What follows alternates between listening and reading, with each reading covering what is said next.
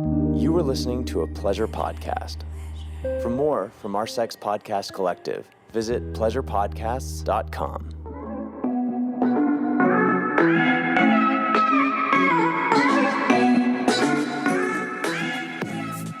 Okay, third time's the charm. Wasn't clicking record. Okay, do the beep, beep. Okay, ready? Happy Monday. Welcome back to the Horny Outside podcast. Okay, I got a long episode because I recorded that segment, the topic of the hour at the end, and I did talk for like 45 minutes. So we've got a couple listener questions. We've got some sex facts that the men definitely are going to need to hear these statistics so you understand what she's getting off to, what she's liking, what she's loving, what's going to be a more powerful orgasm experience for her. So stay tuned. So short intro. In real time, like what I'm doing right now.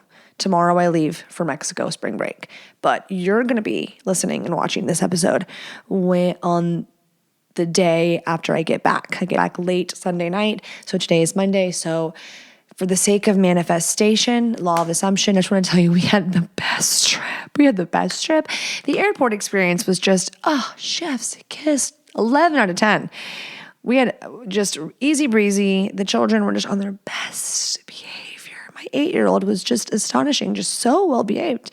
He just, for some reason, all of a sudden, there was nothing annoying about him. He didn't get on my nerves one time. He was like, let's leave mom alone. Let's let her relax. I see mommy. It was a miracle. It was very strange, beyond his capabilities as an 8-year-old.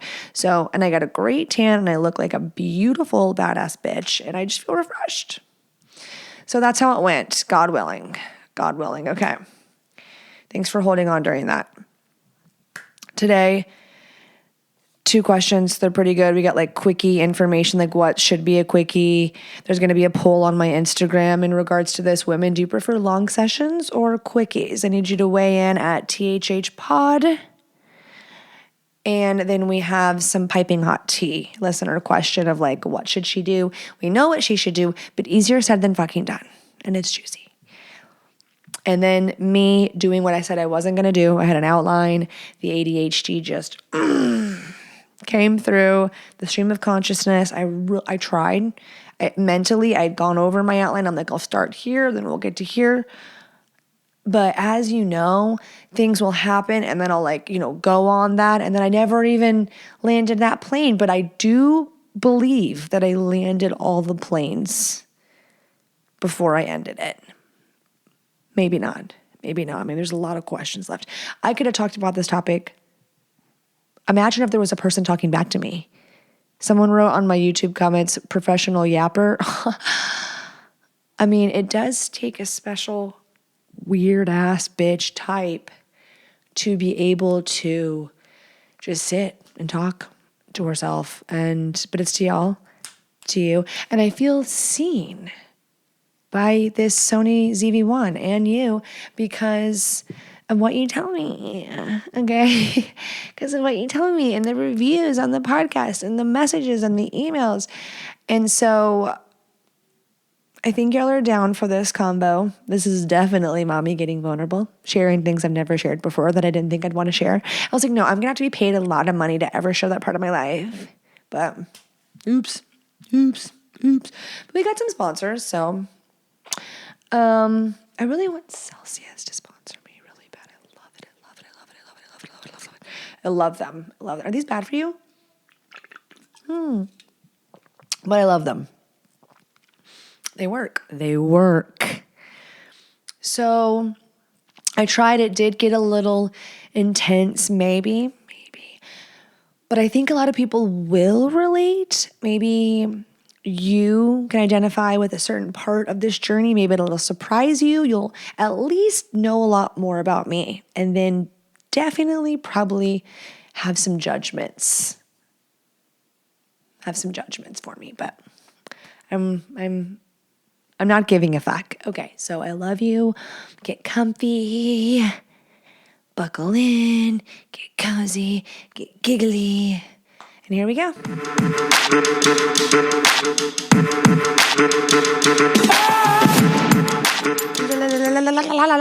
Listener questions. We're going to do 2, okay? Don't push it. We're going to do 2 because, I can be a yappy bitch. Someone commented and said,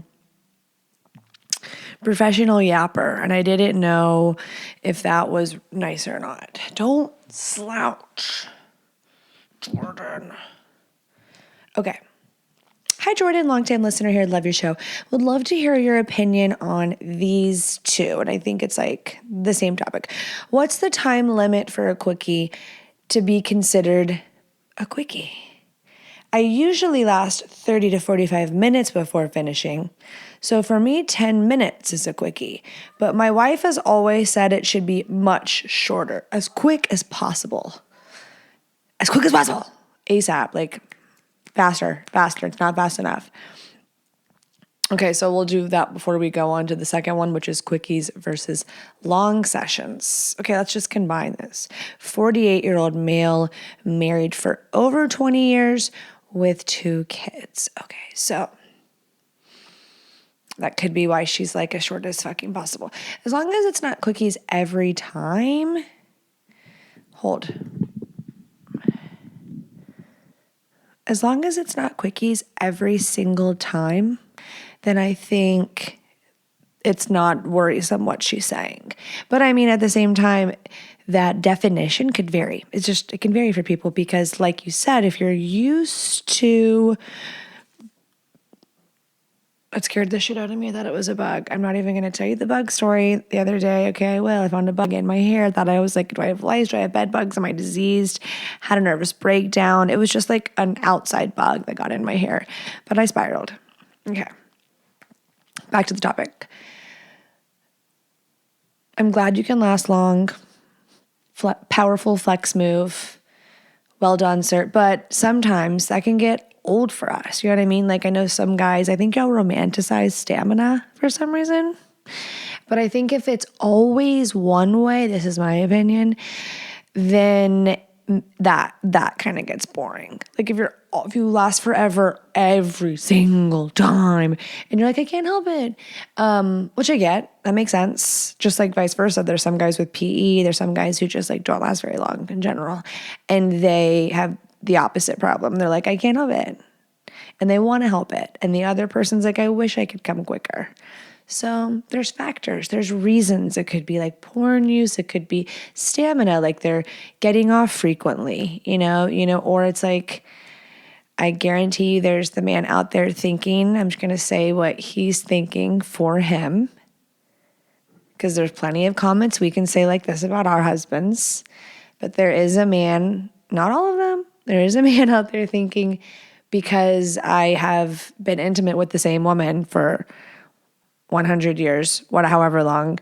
And so, yeah, I have to be a little more intentional, and it just doesn't go like that. So, but then there is the other guy who's like, yeah, I've had the same visual of sorts for a long ass time, but I have the opposite problem. So again, you can't compare to another person and go, oh my God, we're so fucked up because like, look at this person or what they do, or like, what's normal? Are we normal? Are we not? It is what it is. It is what it is.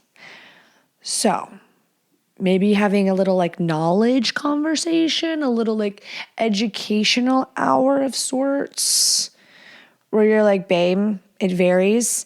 And while I can try, we can like maybe abstain from getting off for a while. Can you do that? If you're like, no, I can't, then we have like another topic we should talk about.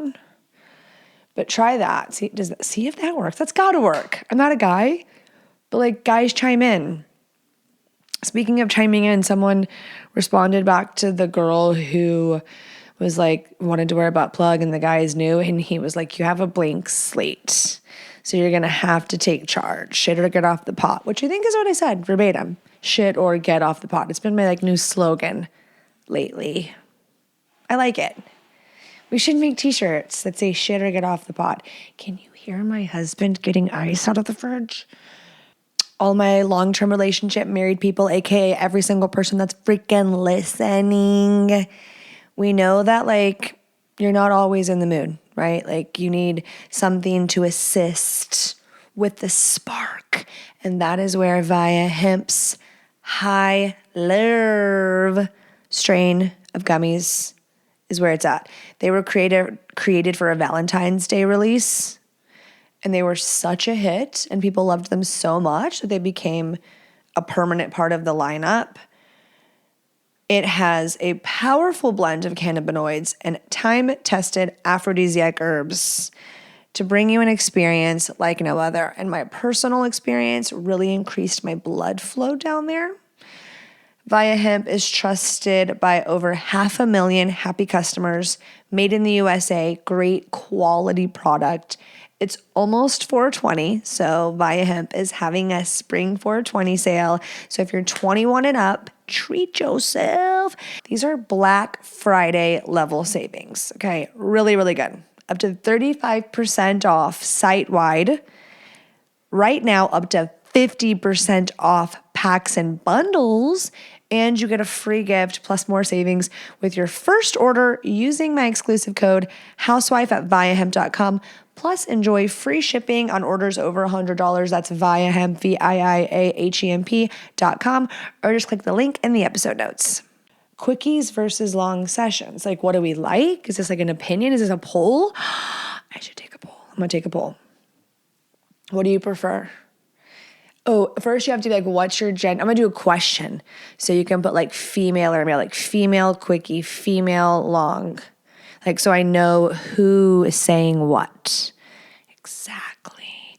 And then let's make a bet. Like, do you think females prefer quickies more than men do? I'm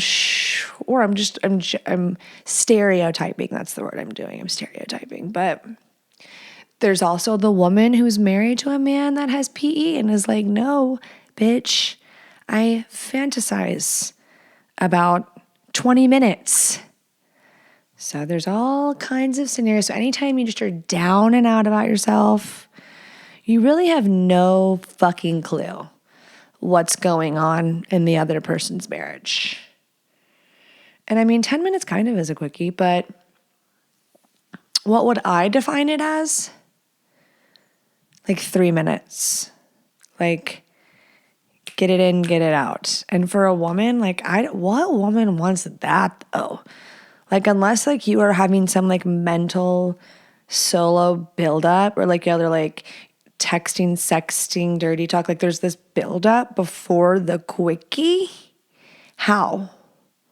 If it's just like a spur in the moment in the chaos decision, which usually sometimes that goes like why married people with kids have quickies is because, I'm sorry if I had indigestion in the microphone. I apologize.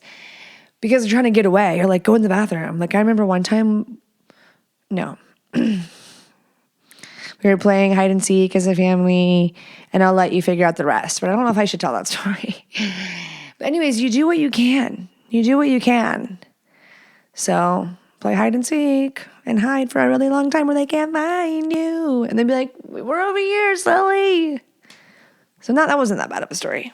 But 3 minutes. You don't got 10. Your kids are going to call 911. You don't have 10. But I'm going to take that poll. Okay, I'm going to take that poll and we're going to find out some TT. Okay, let's go to our next question. This one's piping hot. Scandalous. In a way, here we go.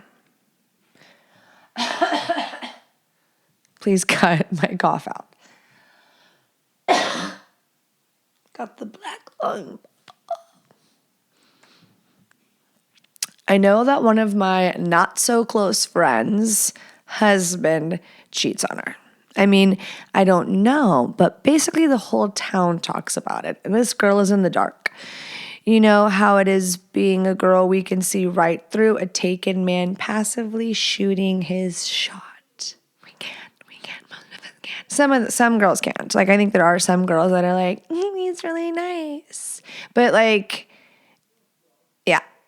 he's that guy. Like I mentioned, we aren't super close. But when we do see each other, it's like we're back in high school at a sleepover being the best of friends. Do I confront her and say, hey, I'm pretty sure your husband has quite the reputation. Are you aware? Or not my place, and will probably ruin what friendship we do have. Which if you did lose that friendship, it probably wouldn't impact your day-to-day whatsoever, but it would like overall be like a sad thing for sure. And I know the feeling of like the reunions with certain friends that you were so freaking close to. And so it's like time never passed. And like while your lives look so differently, you're like, you're still young, so man, I love you so fucking much. You're like my sister. We should hang out more. Why don't we hang out more? And for whatever reasons, whether it's you like live really far away from each other or you're like someone has kids, the other couple doesn't. Sometimes like that can be hard to be the people you hang out with. And it's not like you're picking other people over them. It's like sometimes you're in a season where it's like my favorite things right now are spending time with my husband, going home, watching television, the shows that I like, going and working out, grocery shopping. I actually really enjoy grocery doing my kids' sports. Like my time is like really filled with lots of things that I do, and my social battery is just like a lot. What does social battery even mean? Like my need for that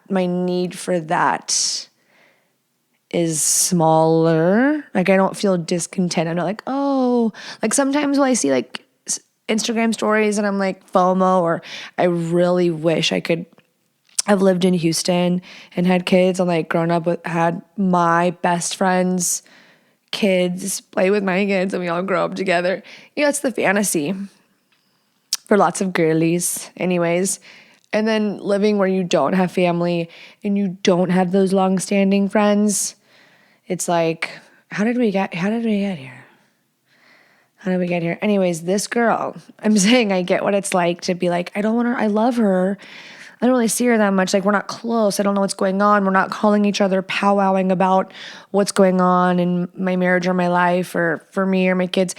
But when I see you, it's like old times. Wow, Jordan, that could have been way shorter. So if it was me, I would want a person who didn't know me, a person who literally might be like, oh, that's her, that's that girl. Anyone, if anyone knew something about my man that I didn't know, please fucking tell me. If it ruins I don't want to ruin her life, ruin my life. Because at the end of the day, you're saving me. You're freeing me. No.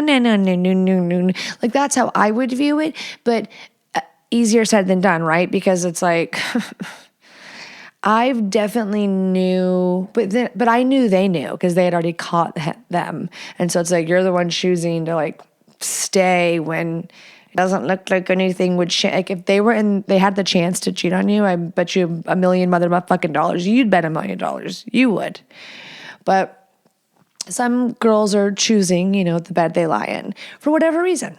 And we shouldn't judge because we could easily be in that situation, right? So we shouldn't, because sometimes you fall in love with a shitty guy and then you have a family with them and you're like, so let's not judge. But back to her. I think you should confront her and say something to her. I think you should maybe be like, I love you, and we don't hang out much. So maybe the next time you see her, you're going to see her ever. Like, I don't know. Invite her out, go to lunch, like brunch, something, and catch up. And so now you're bonding and you're catching up. And it doesn't mean you have to like reignite the friendship to where now there's new expectations involved, but a catch up, like a reunion of sorts. And then be like, I have to know, like, do you know what people say about him? Like, I love you. So I'm not going to just like talk to you and be a fake bitch and be like in the back of my head, know all this shit. Because if we were trading places, I don't know. I just like wouldn't want to feel naive if I had no idea. But do you know and just don't care because not my business? That's what I would say. But that's what I say I would say. But really, we're all big pussies sometimes, right? Because sometimes it's like, that's not my business. Or like, I don't want to be involved in anything. I don't want to be like, my name, oh, she told me this. So, you know what I mean? Especially if you don't have like hard evidence. You can't be like, look, oh, don't look at my left hand or hands. Look what he did. You know, because there is a chance, depending on what she's been through with that man. And maybe she'll open up to you before you even get there, and she'll be like, he sucks, but I stay for whatever reason, or like we do our own thing, or people say that about him, but it's not true. And if you're like, it could be true, it could be true. You know, she's a grown-ass woman. Sometimes I often wonder, I'm like, are they really stupid? Like, are they? Like, there's this one person here in our town. I don't know them. I don't know this couple at all, but he's like known. He's like, he owns a bunch of some things here, and he's like known as like a bad guy. And I always wonder, I'm like, his wife doesn't seem stupid. You know what I mean? Like, she seems like a person who seems very intelligent, actually. So I always wonder, but we never know. We never know. There truly are things that are just completely fabricated, completely made up. I don't know if I shared on the podcast or not, but there was one time I heard something about myself locally, and it really hurt my feelings to hear, I think because it had ties to like motherhood in a way. And it was just a completely made up story of like, oh yeah, did you hear her podcast impacted this part of her life? And then it's like, literally, that, like, who, how, what? I get it. Maybe if you do something and make a change in your life, they could be like, oh, that's because of that. I don't know. But I've heard things completely untrue. So that means that sometimes people just make up shit because they're bored, or they get something. It's like a game of telephone that gets twisted. I have always been the person of where there's smoke, there's fire. Where there's smoke, there's fire. If you hear that some guy cheated, okay, maybe he didn't like fuck her, but I bet he like tried to, or I bet he talks to her inappropriately, or I bet he's texted her. I bet like something's gone down of the sorts. Rarely, until something happened to me where I was like, that is like, there's no truth to that, did I think that usually there had to be some factor. And I bet most of the time there is. But there's a chance that you're just hearing. But again, you said, those guys that you can read and you can tell, you're like, oh, he like visually ate me, and so I know he's a bad guy. Just the energetic waves bouncing off of his body. You're like, they're giving, I will go put my penis in someone in the bathroom if I can get away with it. You know? And the person in it, the person in love, they just can't see it. And there's not to shame on the men. Like, there's women too. There are, like, we're talking about the Bible, the Jezebels, which is a very cute name, by the way. But like, there are women who are like, like temptress. Like, I guess we call them guys, girls, or that's mean. I guess we call them not our friend. We call them a snake, a sniper from the side. Bad motives, ill intent. I see right through you, bitch. And the worst is when guys are like, she's being so insecure. It's like, sometimes, like, we can smell them. Like, we know. There are 100 quadrillion gazillion % chance that there are women that are just hating on the haters. They're haters in general because they're deeply insecure and they're jealous, and it's just like they feel like every woman is a threat.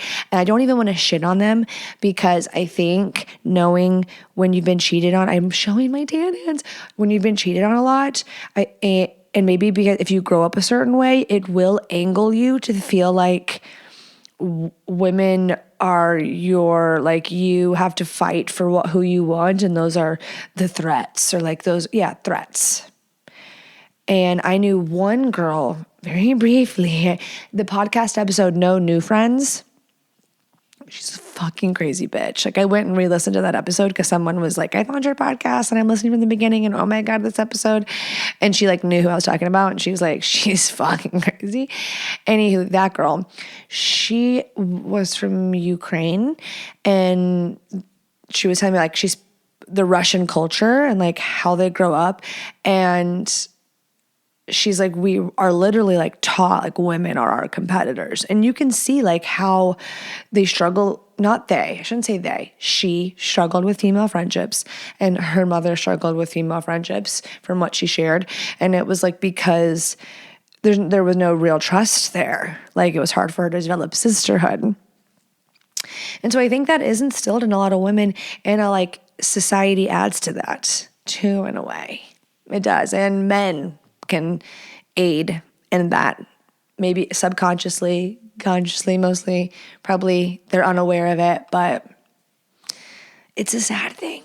But I think the good girls, the girls, we try to not let that make us cynical. It can be harder to make new friends, but I think we stay open-minded and come from a place of like, we're the same, like Kiki. Girl power. But yeah, I'm not going to like, assume I'm not going to march for you, what Jackie Schimmel says. She's like, I'm not marching for all of you bitches. I co-sign that statement. You got to be vibey. Or all of the women that listen to this podcast, 100%.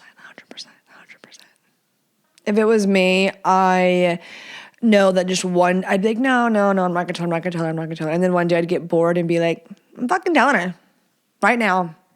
And then after I'd be like, ooh, oh well, saved a life. How to save a life. Tell her. Or if I had like a ton of money, I would like hire a temptress. Okay. That was dark. Shouldn't have said that out loud. Okay. My male audience, what are you doing, bitch? This next segment is brought to you by Popstar. Bigger loads, better taste. So I've got some sex stats that the men are really going to want to pay attention to. This might be interesting to you. And when I was reading them, I was like, yes, like I fall in that percentage of women. So 56.6% of women reported more intense orgasms when their male partner came. And so maybe you're like, I come every time. But we want you to know that you being vocal about it and it being this like delicious thing and you putting us first, your orgasm can be the reason we have a second orgasm. So please keep that in mind. The men that keep that in mind and know that that really just aroused her. And even though you just came and you're like, no, she was good. She got a lot of pleasure. Now I just came. It was like beautiful, amazing. I'm not taking away from that. I'm taking away from that. But you could take advantage of. There is a large group of women who that just made them ready for round two if you were game. The more you know. The more you know. You're like, I love this segment. This helped immediately. 60% of women also said the intensity of their own orgasm was directly related to how intense his orgasm was, both in terms of strong thrusting and loud moaning, regardless of whether the sex act was intercourse or something else, like blowjob even. So just like men often say, we love enthusiasm, we love it. Like we appreciate it just because we're not screaming from the rooftops because most women have enthusiastic husbands trying to get them into the bedroom. You really displaying the pleasure you're feeling. And really, women enjoy that. Women, like, my skirt, if I lifted up one bit, it'd be like, pfft. Okay. So, more reason to not be quiet. 35% of women come better and harder when there was more semen on the table, or the ass, or the ceiling, or the tits, or whatever. So, that means there is a group of women who are into that. They're into the semen, whether it's what you're going to do with it, the volume of it, the taste of it. It makes it more appealing. It makes it hotter. It's like this mind thing of like, I milked that out of him for some. So it doesn't hurt. That's why you want a Popstar Diok. Popstar is doctor developed and formulated, vegan, made in the USA, a supplement that is going to promote bigger loads and a better taste and support overall semen health. So we love it. Go to popstarlabs.com/horny housewife and use promo code horny housewife to save you 28%. And that link will be in the episode description. So go check it out. popstarlabs.com/horny housewife. Moving forward. Are we ready to dive in? So I did ask on my Instagram story. I was like, I tried to put feelers out there. And if you have opinions about this show, I know I have a lot of listeners, probably the coolest ones. Probably there's a lot of cool listeners who are not on social media. Some people will be like, hey, I've listened forever, but I've never like reached out. Because my favorite shows, I'm a silent listener. I don't go engage with the hosts. But anyhow, maybe because I just feel like they won't read it or something. I can read it and do read it. So,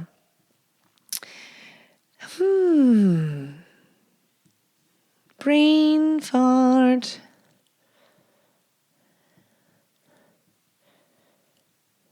What? I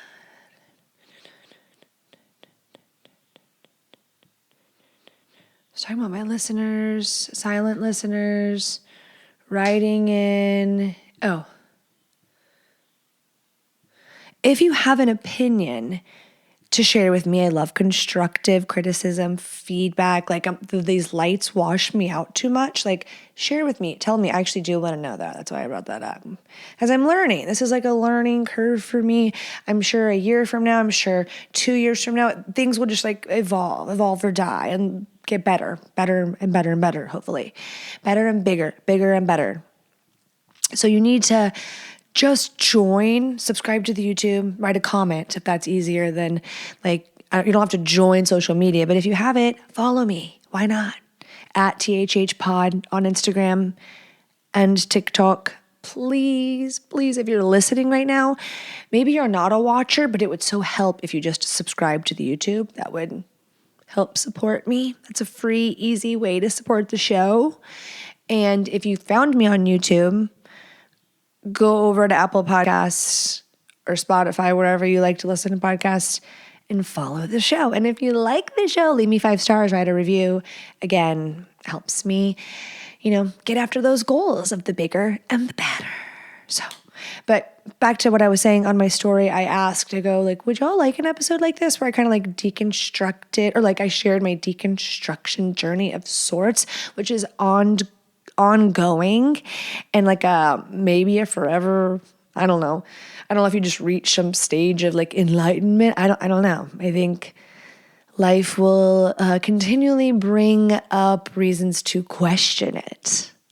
So we shall see. But kind of just where I came from and then where I am right now. So get comfy, grab your wine, grab your J, or 10 in 2. Or you're like, you know what? I'm going to pause this and wait till I can get a wine or a J because I'm going to need that to digest it. Maybe this is triggering, trigger warning. If you grew up in a very religious household growing up and you're not so much anymore, maybe this will trigger you. Maybe you still partake in what I came from and you're like, look at me like a lost puppy. I'm actually going to talk about that. But mutual respect and love. And that's like what being Christ-like is, right? Is love. Love. All you need is love. All you need. Okay, let's do it.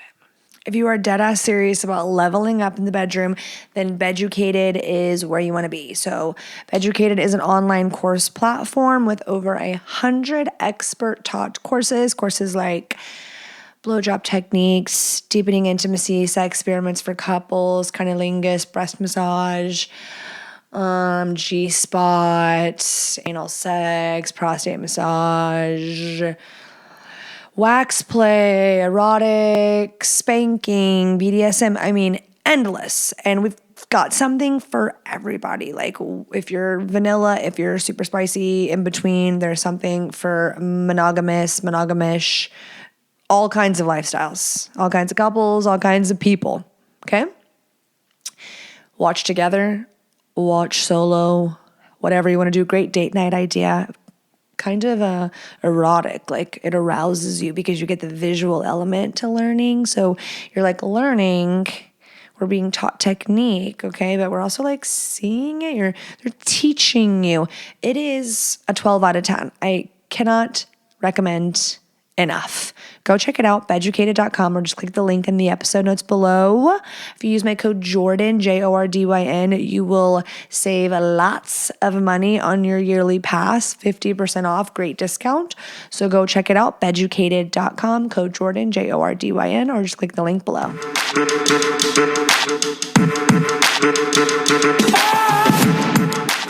Have better sex with Blue Chew, people. Blue Chew is the OG brand offering chewable tablets for better sex. And starting now, perk your ears up, new news, alert. Blue Chew is offering a combo so strong it'll knock your socks off and your neighbor's socks off. You'll have to move towns with the amount of noise you'll be making. Blue Chew Max has arrived, Blue Chew Max, and it combines the active ingredients of Viagra and Cialis into one chewable. This combo acts fast and lasts. So you always had choices with Blue Chew, and now we have another choice, Blue Chew Max. I love that. So be ready when she needs it, guys. And you can get your first month of Blue Chew free. Make life easier by getting harder and discover your options at bluechew.com. And I've got a special deal for our listeners. Try your first month of Blue Chew free when you use promo code HOUSEWIFE. Just pay $5 for shipping. That's promo code HOUSEWIFE. Visit bluechew.com for more details and important safety information. And I thank Blue Chew for sponsoring this podcast. Okay, I'm slightly nervous for how this is going to go. Okay, because this is like me getting vulnerable in a way. It is, because I'm sharing things about myself that I have not ever shared before. So, and then that comes with like, oh, someone's going to judge. I don't know. Okay, so once upon a time in late 1989, just kidding. So I grew up with a mom and a dad. I was an only child till I was 11 and a half. My parents adopted my brother, who is 9 years younger than me, when he was like 2, almost 3, and I was like 11, almost 12. I think that's right. And while we had the same parents, because of those age differences, there was like, we experienced like different things, different seasons. Probably like church-wise too. So grew up non-denominational. My dad grew up Catholic, then his parents converted. And you know who they went to, if you're familiar with any of this? Pastor John Hagee, who was like one of those like televised, televangel like pastors that it was all based in like fear, where that is not how I grew up. It was God's love, and it's about your relationship, and non-denominational and charismatic. There was definitely, like now looking back, hindsight, there was definitely, which I think they're all kind of culty, all of them, all in a way. Some more than others, for sure. And they all have different vibes, like culty in different ways. And like a megachurch is its own way. If you know, you know. Text Tide to 72148. But, you know, there's, at the end of the day, it is a business, right? So there's people behind the scenes that have to think of it in terms of a business to operate it and run. Anyways, I won't go down this path. That's not the point of this. It's not the point of this. Stay with me. So, and no one was I let down by someone in the church before, like that I like came to lean on emotionally, like to go to, and felt let down by those people that like I put on a pedestal in my head of like, we're supposed to, like, I thought we're supposed to be there. Because my mom had me like, this girl is going to mentor you and you're going to go to lunch with her every 3 weeks and she's going to mentor you about the Bible and Jesus. And I went on mission trips and it was church every Sunday and every Wednesday. And I was always like drawn, I was like madly in love with the drummer boy. If I think I told a story about him, but in the very beginning of the podcast, because his girlfriend, the only time I've ever been hit by a person was his girlfriend. So I was just like a dumb bitch. Like I didn't even know what I was doing. I had this big crush on this guy, and his girlfriend was like 6 years older than him. So I'm like, that's not going to work out long term. He's going to want someone his own age. But I was like such a good girl. And then when I turned 15 and I started smoking pot, I'm like, he's going to like me now. And then I slept with his brother. So, and his name, we had the same name. Isn't that funny? And I don't think that hurt anything, because I think they would have been fine. Would have been fine. But he had a girlfriend. And again, she was like, get the fuck away from him. Anywho, so I always liked the bad boys at the church. You know, I like went to church, and that was like why it was okay to like be in there, to like just like wish I was that drum set. Anywho, there were definitely seasons where I was like, I'm on fire for Jesus. And now when I look back, I look at it from the lens of, you know, that collaborative intent, you know, those songs that get your, you know, your blood pumping, you're feeling it. Like you can feel energetically when everyone's like on a high, you know? And when you're young and you're told like, here's the truth. Like this was like indoctrinated. Like this is like what I was told to believe. And I don't want to say this in a like, can you believe that? Like if I had family listening, they'd be like, and what? Like, and how did this hurt you? But give you like morale and guidance and a good code of ethics. I hear you. I mean, I send my son to a private Christian school for a reason, because while I have my own bitterness that I have to work through, that I think this will be a part of that process. The values, just like I appreciate values from Buddhism, from secular humanism. Don't think, I'm not. Deep down she's a trad wife, okay? So don't think I'm something for saying that. But there's like, if you stripped down like all these religions and we took all the stories and the characters or the people, the places, the things, and we just like wrote down, like we asked ChatGPT to pull the morals and values that this religion upheld, you would see that a lot of them are basically all the same. Some not. Some believe like good works get you to, like it's like what you do is what you get, like that's, and then some unconditional love by our Creator. But for the most part, like they're pretty damn similar. And getting away from like how I've deconstructed and picked apart to get where I am now, we can get there. Going backwards in time,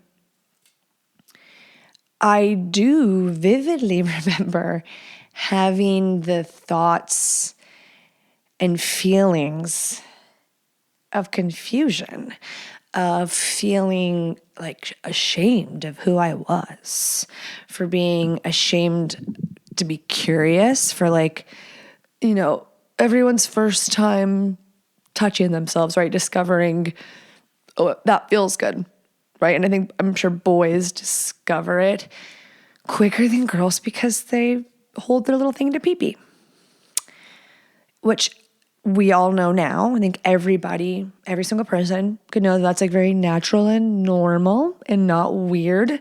And what's weird is sexualizing or like shaming children and them thinking it's wrong that like this normal feeling, there's a reason, like we can like explain why our bodies do this and blood flow, etc., hormones, all of it. Maybe they don't understand it, but when you grow up and, you know, you love your family and like that's your whole world and your family is pretty close. So my family and my extended family, while there could be like disagreements and chaos, very like My Big Fat Greek Wedding vibes, but Italian, it was still like this, like, those are my cousins, my family, my aunts, my uncles, and I loved holidays. And I thought it would always look like that. And it doesn't look anything like that. Like that doesn't exist anymore. Like that's dead. That's gone, that's shattered, that's broken, and it'll never, ever be that ever again.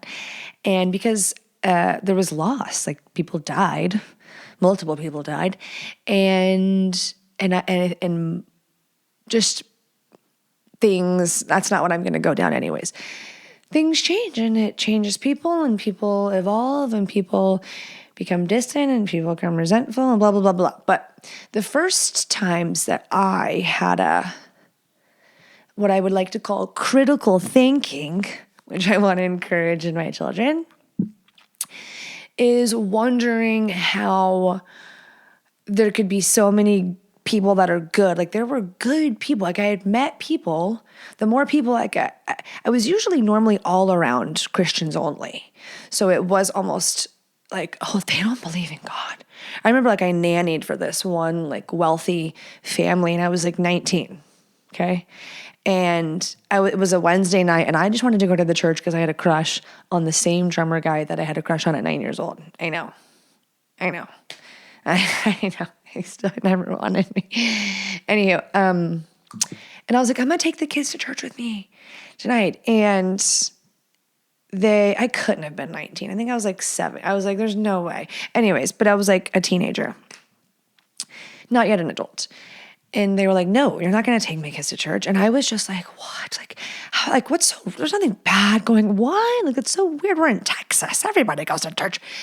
And now I'm like, oh, that was like so disrespectful. I'm like, there's like, I don't even know what that family believes in. And like, that could be confusing for them. And I don't know. I could see it depends on how you would come at that, right? That could be like nothing and no biggie. Of course you can go to that church and learn about that. If you have any questions, come ask me. Let's talk about it. Or we can find someone who could answer your question. I think that's the approach that I want to take. But they didn't want to, and I should have just respected that. And I of course I did, but I was like perplexed. But I always wondered, even as a little girl, like 8, 9, 10, of like, what about there's people who don't do anything bad, but they don't believe in what we believe? Or what about people who grew up in like Iraq or Afghanistan? Those were the first places I thought of for some reason, like somewhere where they're Muslim or they're like the region is predominantly another practicing religion. Like, so what happens? And the answer I was told is that everyone will have the chance, the opportunity before they die. Everyone will. And if they don't, like if it's a baby, then they get like heaven, they weren't old enough to know, to be able to have, make a conscious decision. So like, when does that start? Is that like 8? Is that 10 for some? Who's judging when they have the competency to really understand what they're deciding? And then they get the free pass in. And then everyone else who like could have known better, even to this day in therapy, when I say out loud, like, I don't identify as a Christian, I hear Judas in my head. And she's like, who is screaming Judas in your head? My aunt. No, but one of them. But it goes deep, right? But something that it never felt for me, which I'll probably say again while I'm talking about this, is it never felt authentic to me. Like there was always, and that in turn created shame, where I felt like I don't belong or I'm filled with sin. I had a grandmother who prayed over me at my graduation party saying, we get the devil out of this girl. And I'm like, just certain things, not a positive, experience. And then the longer I grew up, the more people I met that I was like, shouldn't you like want to be like them? I don't really you want to lead by attraction rather than promotion. And I don't know, there was just, did I meet lovely, do I still know amazing, lovely, Jesus-loving, faith-having, devout Christians that are like some of the nicest, most selfless, amazing, they're just a beautiful family? Yeah. And they're living their truth, and that is authentic to them, and they are fulfilled in that. More power to you. Where it rubs me wrong is when that person views me as lost, as I guess that's the word, right? Because that's how I remember thinking, like, they're going to go to hell. Or like, I have a gay uncle and I'm like, he's going to go to hell because he was born being, like, he wasn't in shoes. No fucking way. Like during that time, like people never wanted to say that. They didn't want to be. They wanted to pray it away. They wanted to, that's literally my grandmother, rest in peace, definitely just denied. Like imagine denying your child's identity because you can't fucking emotionally handle it because it just cognitive dissonance. Fucked up. Fucked up. And it's like, okay, so certain people are born, I've seen like Jubilee interviews, so much for the outline, Jordan, where they're like, well, they were born in sin and so they have to abstain. So someone has to live their whole life abstaining from what comes natural to them. And you're like, wait, what comes natural to them is all kinds of bad things. If I just like did whatever I wanted, I would do cocaine during the daytime. I get your point. I get not giving in to our feelings because they're fleeting. And if we lived like that, it would be chaos and destruction. Where you get me is there's this one way to live a productive, all the peaceful, satisfied, fulfilled life. Like there are people that genuinely believe like you can't be truly happy. You can't be truly fulfilled. You can't truly have peace without this. And I don't subscribe to that. I don't because I've first-handedly experienced it. So now I know it's not true. Like I've been in a point where, and what got there, I'll tell you how I got there. I'll tell you, because there was a part where when I got older and became independent, living on my own, not in my parents' house, when I wasn't going to church anymore, I was partying. And that was when I was lost. That was when I felt lost. I believed I was lost. I was chasing external satisfaction, things, validation to fulfill me, wanted to numb, it wasn't comfortable in my own skin, felt purposeless, hopeless, depressed, out of control of sorts. And I remember thinking like, oh, I know the answer. Like I have to go back to church. I have to go back. And while that felt familiar, which I forgot to say, that I tried going back to the church that my parents went to when we lived in Brentwood, Tennessee. I moved to Nashville before I moved, when I was like 22, 23. That's the ages I lived in Nashville. And I went back to that church, which that church was 100% a cult now looking back. Like I've had former members reach out to me and be like, well, this is actually what was going on, just to let you know, like this wise. And I'm like, oh my gosh. Anywho, I grew up in the speaking in tongues, anointing with oil, and the praise and worship was off the fucking chain. And I love music. That's where I first felt God. That's where I first felt spirituality, in my opinion. And you can see how, that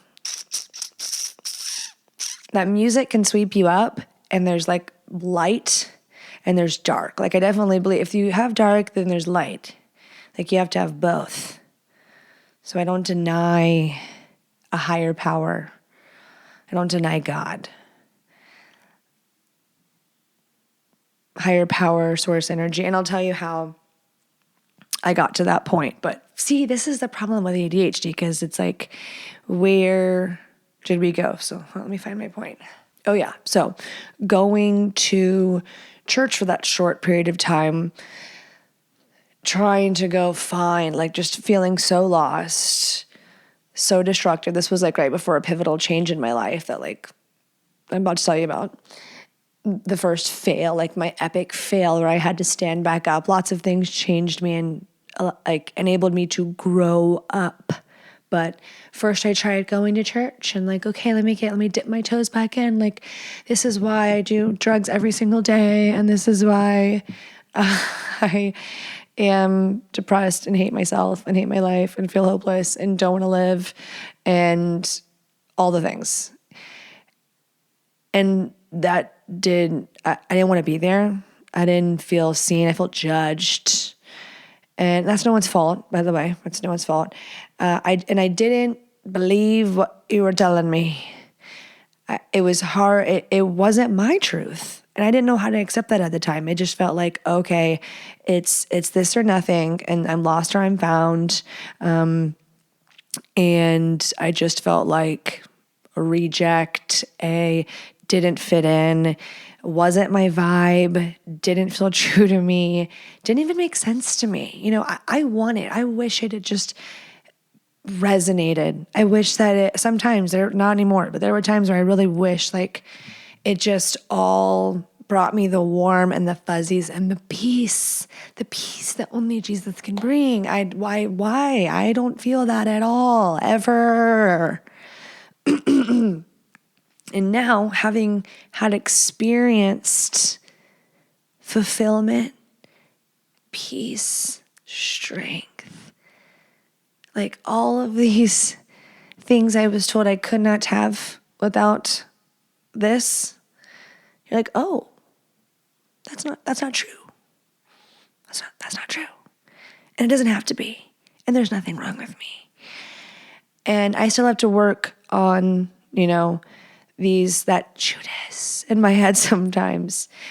But when you first-handedly experience I feel closer to God than I ever have in my life. I feel more spiritual and centered and self-reflective, and the ability to do this, and this, in touch with myself as a human being, as a spiritual being, more than I ever have in my whole life. And I don't identify as this, and I don't go to church on Sundays.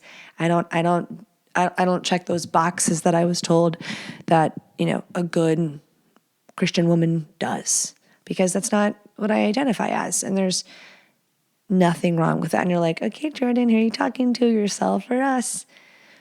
The people that need to hear it, and myself, because that's something that I still work on today. Like I said, the voices, if you've grown up with something really hampered in yourself, there are lots of people that they don't have this deconstructing journey. And then so when they fall off, things don't, however they call it, or, life happens, because no matter what you identify as, like, life still is going to life, life still lives.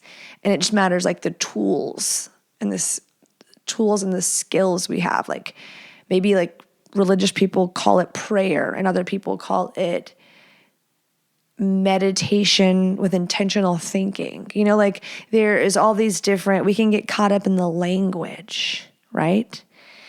And I remember being like, oh man, like, but the people that don't believe in an afterlife, like how depressing. And it's like, because why is that so depressing? Because to know that if you just die, it's over. Because I guess that'd be depressing, because if you lived your whole life trying to like earn some spot up there or something, so you settled across the board here and lived completely inauthentically to who you are. You say, like, there are people that, like, you hear a gay person story of them leaving the church and you're like, God, they just like needed to be freed. Like they were like, I don't think I can live 80 years like this. So because I'm scared not to go to hell. You know what I mean? And then one day they go, wait, I don't believe in hell. Because I don't think there's anything wrong with, for me, and some people are like, you're not supposed, like you're trying to make it, you're trying to logically comprehend it. And you need it to make sense for you. And the thing is I can't. Like I accept, I think we can all get on this jive with this, everyone, is if we're a creation of God, I can't comprehend, I can't possibly comprehend. So I can, try to wrap my head around certain aspects and what makes sense. And I'm like, okay, like I could see that. And faith, there's an element of faith in all of that, right? Because you don't know. I believe when people say like, but I've experienced God, like, yeah. And in that person's way, I bet you motherfucking have. And it may sound and look different for someone else's spiritual experience, right? Right? Like the afterlife. No one knows. And you're like, wait, I saw that show where they're like, they've told me they saw heaven. It's like, well, we could, play devil's advocate. I can't help it. And, when you are dying, when the body, which those things, the body had died and then they come back, which is a miracle, which is amazing, which is awesome. And I'm not saying one's like, no, that's wrong and it has to be this. I'm just playing devil's advocate because that's why we just don't know. There's no one who knows. It's a belief that you're choosing to believe. Because we're like, no, but I do know. Like, I know. Okay, but like, it's not a fact. You know what I mean? It's not a fact, but that's your truth? Yes. Good for you, yes. But there's a lot of people scared to die for a reason because they're like, oh. But, oh yeah. But back to our TLC show, the devil's advocate in me is like, well, when the body is dying, DMT is released in like large quantities in the brain. And we already know people like who like ingest DMT, like trip out, blah, blah, blah, blah, blah. So if that is being released in the brain, then I could see why you would have an experience like the ones that are mentioned in those shows. But maybe I'm wrong.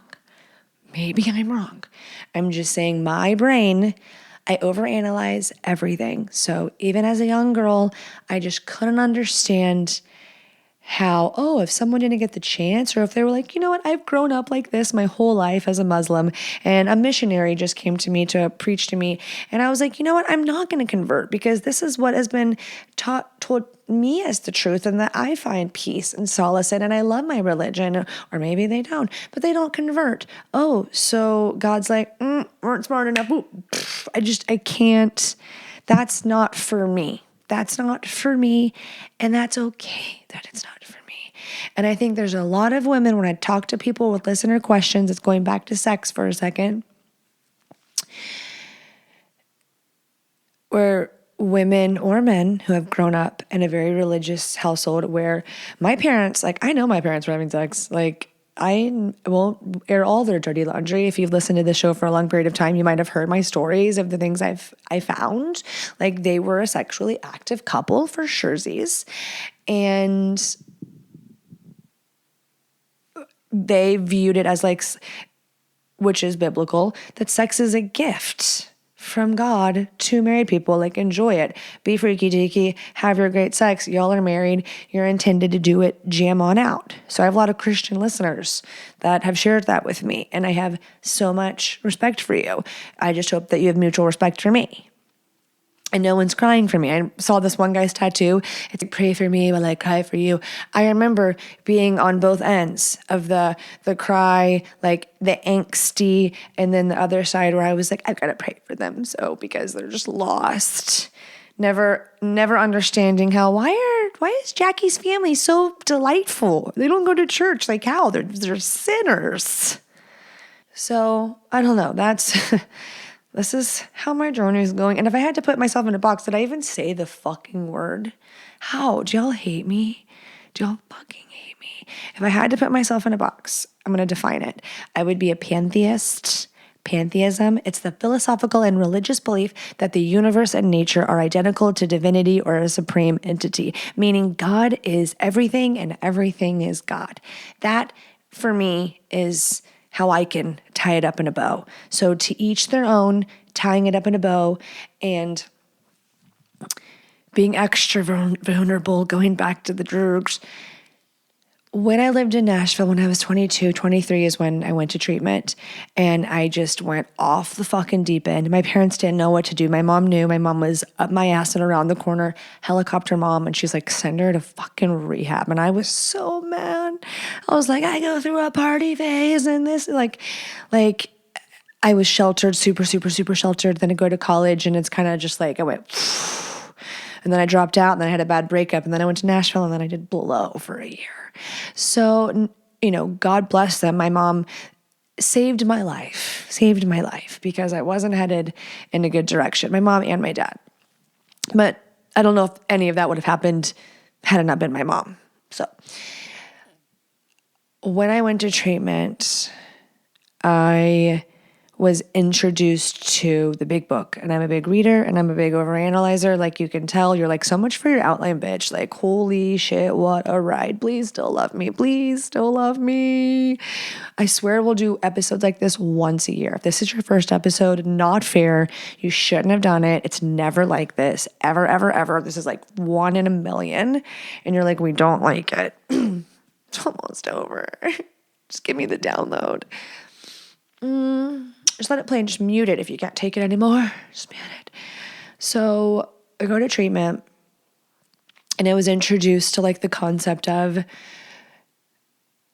giving it a chance, because what's to lose? Literally nothing at that point. You're just like, I'm okay if I don't wake up in the morning. That's where I was at that point. I'd wish for that sometimes. I was like in the darkest place in my life, and I'm like, I wouldn't recognize that girl. Like if I could talk to that girl, I would hug her and I would say, you have no idea. You have no idea. Love yourself a little more, you stupid bitch. Just kidding. I was introduced to like, give it a chance, a higher power of your own, like what you can get down with. What you can get down with. Not like, here it is and accept this. It was like, what could it be? Could it be the universe, the clouds, the sky daddy? What's something that is bigger than you? Just something outside of yourself. And it starts so small, and then they're good. It was good psychologically. They knew what they were doing. This helps people start that little snowball, that little seed. And usually people in recovery can get that, and that can evolve into something else, whether it is they go back to their roots of what they grew up. That's something another thought I didn't complete earlier, saying a lot of people will grow up one way, fall off, and then come back home, where other people deconstruct it all and find a sense of self, and both of them can lead to happy, satisfying, fulfilling lives. Maybe I said them both in a different tone because I'm biased.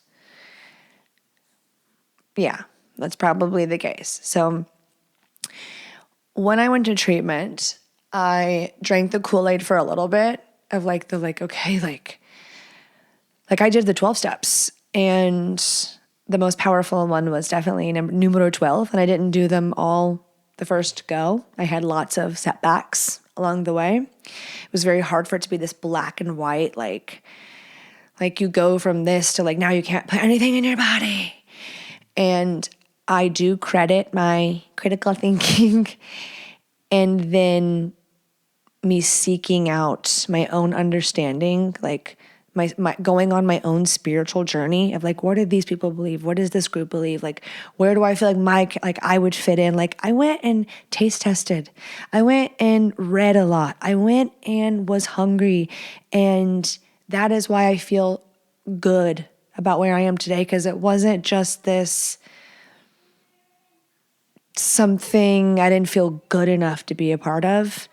I was able to process all of those things that came up of like, am I feeling shame? Like what am I feeling? Why am I choosing that I don't want this?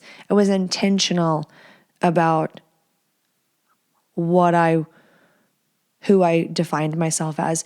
And that, going to treatment, having like being fucked off in a way, starting over, losing everything, meeting people who come from like some real scary shit, went through really hard shit. I grew up in like this little prestigious bubble, little bubble where everyone, it was just like, trust fund baby, just not normal wealth.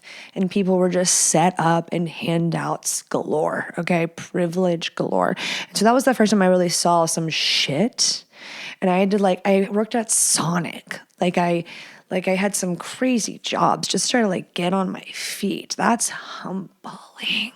humbling experience, but really shaped me, really shaped me. And then the critical thinking part of knowing like, you know what, this is a stepping stone in my life. And the whole 12 steps of going from like admitting something, but I never accepted the powerlessness part, the stubborn in me. And I never would go, hi, I'm Jordan, I'm an addict. Hi, I'm Jordan, I'm an addict. There was a part where I did it for a while, but then I rejected that. I go, I am not. My mom always told me, like, you don't call yourself names. Words are powerful. And words are powerful. They hold power energetically. And I was not going to stand up every single day. Babe, I can hear you. I was not going to stand up every single day and define myself in that way. I felt like that was just like bad juju all around. And people, when I would explain that to people, I felt like they were like, denial is a river in Egypt. And now, some of those people from that time in my life still follow me on social media. And it's like, I see some people now like that were part of that weren't like true blue addicts, but there were people that like they put needles in their arms and like that they relied on that to like, it was all or nothing for them. But I'm biased and still hold the belief that like I believe in healing and miracles, and I even have my own qualms and issues with what happens in that group. Any like little organized group has its corruption. It's true. So, you see a lot of people do the like, get better, relapse, get better, years, relapse. And it's like, I saw that and I'm like, oof, I don't want to be like that. I don't want to be like that person who is like 55 in these rooms and is like, some of them are like grateful and happy to be there. But like, I was like, oh my God, like, it's going to be my whole life. Like, am I going to, and they don't want you to think like that, but I was thinking like that. And a lot of people do think like that. So I did do that whole, like, one day at a time, I'm committing to this. And I worked those steps. That's what I knew I was going to do. And that taking inventory as a part of that, like inventory of what's going on here and making amends. I thought that was extremely powerful. A lot of accountability. And then a lot of like getting out of your comfort zone and having to go take accountability vocally. So like self-reflection, now go make it happen. And then working with other people that humble your ass to go, oh, I remember being freshly out of a fog that I lived in for a very long time.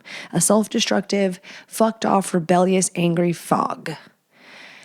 And then after I was completely sober for a year, like no partaketh, I love my marijuana. I missed it. I'm like, why you do me like that? Why did I miss the little herby? I missed it so much, thank God. But after a year, I was like, you know what? I'm going to move. I'm going to move on with my life. This was rewarding. This was very eye-opening. This was very I was gonna say iconic, but like a very pivotal moment in my life where I was really blew my life up. And from there, It was like, then I got a job, like a 9-to-5 job. And then I was still like rebuilding my life and like feeling like a normal person again. And taking care of my mental health, going to how did we get here? This was a therapy session, like a my story, but like addressing what was going on with my mental health and taking care of that and prioritizing that. Medication, like certain things I had to do to like take care of my mental health. That is what got me like where I wasn't binging and trying to self-medicate, because that's what I was doing in that time of my life. I was trying to self-medicate and I didn't know what was going on. I had no idea and I didn't know how to ask for help. I was scared to ask for help. I was met with, punishment. I didn't feel like I had a safe space to go tell someone how I was feeling, what I was going through. As much as my mom wanted to be that, she didn't know how to be that for me. And I have compassion for her. Like, she grew up and she didn't have a mom and her dad was a butthole. So I have compassion. I'm not saying it's her fault, but that's just what it was. So that was a big growing up. And then your frontal lobe comes. That really helps. You're like, oh my God. And then getting married, having a baby, starting a family, having a baby. When I got pregnant, that completely changed the relationship I had with my mother. And that was also another like kickstart of like, okay, now you really need to figure out what you believe in, what you stand for, what you care about, because you're about to have to answer some questions at some point. And when they ask you, what do you want your answers to be? Do you want to be like, die? And there are some times where having a baby will rock your gosh darn world, because you're gonna have to answer a lot of questions. They're gonna have questions at some point, and you're not gonna want to just be like a feather floating in the wind, letting it take you everywhere. Yes, are there questions that I go, I don't know, but my son is a critical thinker. Oh boy, motherfuck is he, and I love it, and I want to help him explore.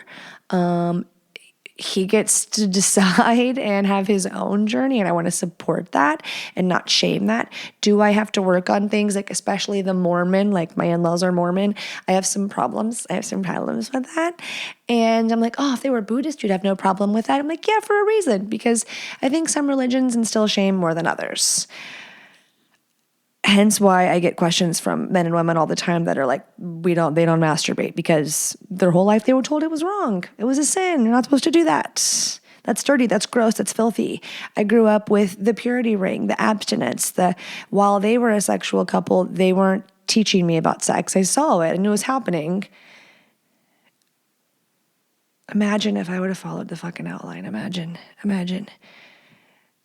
But they weren't talking to me about it. They didn't tell me what it was. I had a girl in first grade told me, and then in third grade, they gave me a book. And it was like, chickens do it like this. Dogs do it like this. People do it like this. And then told what it was. Masturbating the first time, and you're just like, my thoughts were, I am full of sin. I can never tell anyone. God knows. God probably just watched that whole thing. And I don't even, just confusion, just feeling like something was wrong with me. Like something was wrong with me because I liked that and wanted to do it. And I'm like, I'm never going to do that again. I won't do that again. And then you want to do it again. You want to do it? I'm just stressed. I don't even know I was stressed. Sometimes I would do it because I couldn't sleep. I'm not tired. Sometimes I'd be like, I can't wait till 8 p.m. I can't wait till bedtime. Drummer boy. I've got the best ideas. And then I'd be like, oh, God, I'm sorry. Please forgive me for masturbating 4 times last night.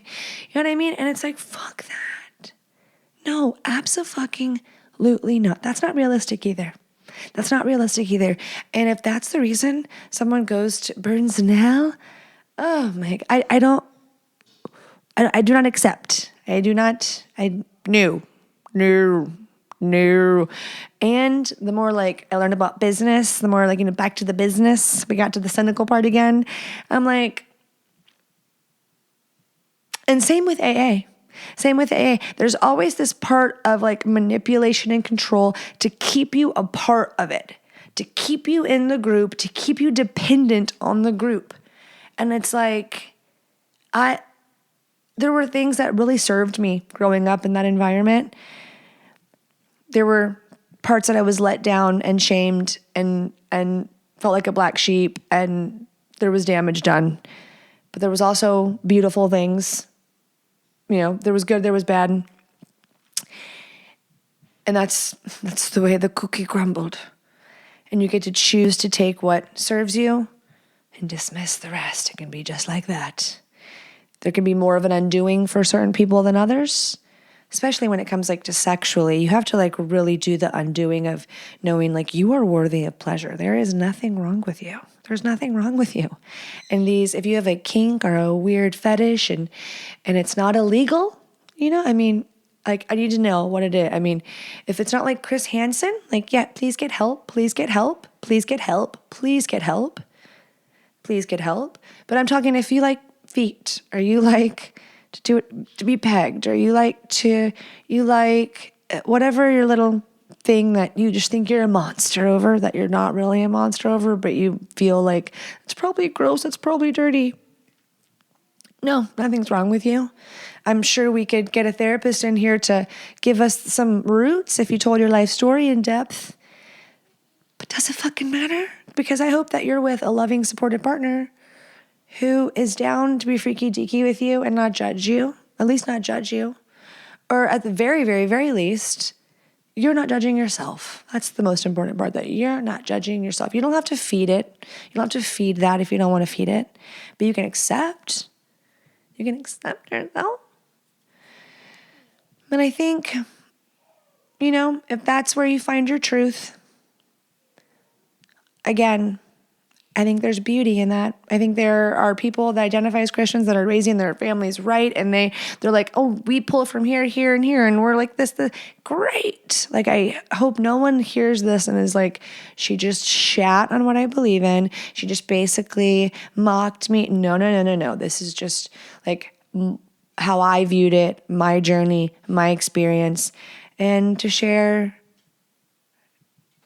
how I feel liberated today, and I don't feel like ashamed of who I am or what I like or what I do. And there are harder days than others when I do definitely worry and care what people think about me and how it will impact my family or me or my kids or whatever, and I have to work on that. But I'm very proud of myself and all the work I do, and my church is therapy. And you can find church, you can find God wherever. It doesn't have to be in a building that has a service at 9 a.m. and 11 a.m.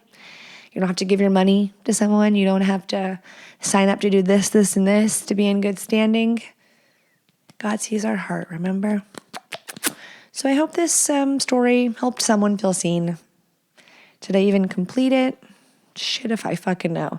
So much for the long out. Maybe I shouldn't. Maybe I'm glad I didn't read all of this, because it would have sounded like I did drugs and wrote all of that down, which literally, sometimes I'll think I had like such a profound thought after I smoke a little marijuana and write it down, and I'm like, yeah, wow. Like a song. I'm like, I'm Benny Blanco. And then I will read it the next day and be like,